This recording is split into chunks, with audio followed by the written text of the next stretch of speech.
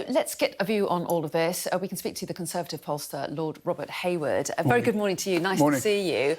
I mean, Labour were expected to win this by-election, weren't they? But what do you make of the result and how much they won it by? Have they got reason to really celebrate today? Oh, yes, Labour have to be pleased. They've got over 60%, swings 13%. It's good for cheer for the Labour Party, no question about it. But the Conservatives will be relieved. They got over 20%. There's a psychological thing there. And it's not quite as bad as the opinion polls have been suggesting.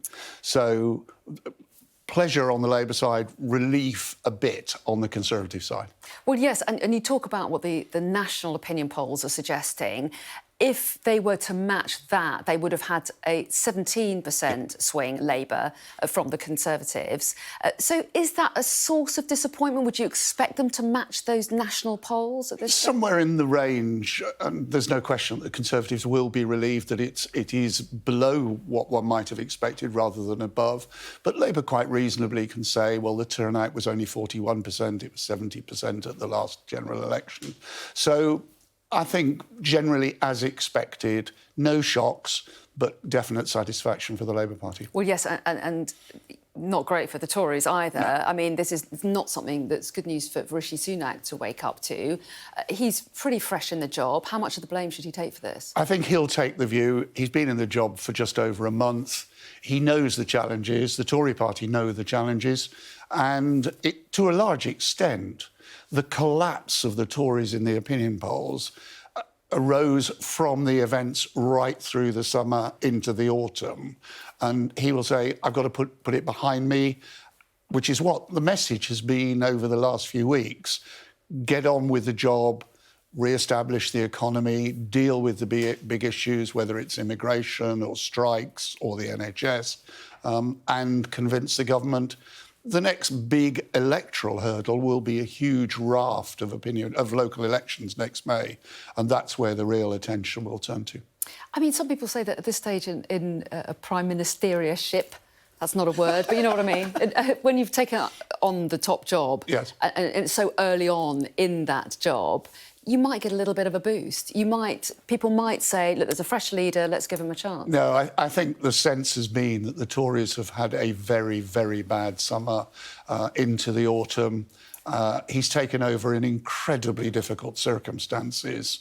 He knows what he wants to do. The question is whether he can actually do it. He's got a very, very slight bounce because the opinion polls, the Tories were in the bottom of a very deep barrel, and the opinion polls showed that the Tories have lifted themselves a bit off that. This result shows a bit better than the opinion polls are showing. So he might have had a slight bounce. He stopped the Tories just collapsing into irrelevance. But how worried will those MPs in the Red Wall, the so-called Red Wall seats, not far from Chesterfield today? Oh, it's not just the Red Wall. I sat in this studio a few weeks ago and said that, given the opinion polls, the Tories couldn't be clear that they'd got any safe seats. So it's not just Red Wall. All MPs, all Tory MPs, will be looking at this result. They'll be looking at local government by-elections, because they are those each week. And being concerned. There's no question about it. The Tories have got to make progress. But what kind of progress can they make when we're heading into a winter of... So far, we've got lots of strikes planned, but we've also got this terrible cost of living crisis where bills are just going up and up. How can the Tories make any real headway before those local elections? There's no question they have a real challenge on their hands. But having said that, Rishi comes across to the public at large as managerial. His ratings are way ahead of the Tory party's. His ratings, which will worry the Labour Party, are on a par with Keir Starmer, depending on which poll you actually look at. So he is showing that there is potential, but cost of living and strikes, clearly big issues. But the end of my road today, petrol prices down again at the local petrol station. So there are some indications that there are opportunities there for the Tory party, but Rishi has to convince the public at large that he can manage out of this crisis, whichever crisis one's looking at, and there's a lot of them. And just a quick question, I'm curious to know what you make of the fact that Boris Johnson has said that he does intend to stand again next time round. The Tories have set this deadline, haven't they, for MPs to come forward and say whether or not they're going to stand again. We've seen some of the younger MPs deciding not to. Boris Johnson says he will. What do you think that does to the psyche of the party, knowing that the former leader still intends to stay on? I think it probably says, I want to continue to serve, because you'd be asking me almost the opposite question if he'd announced that he was going to stand down. Isn't this a comment?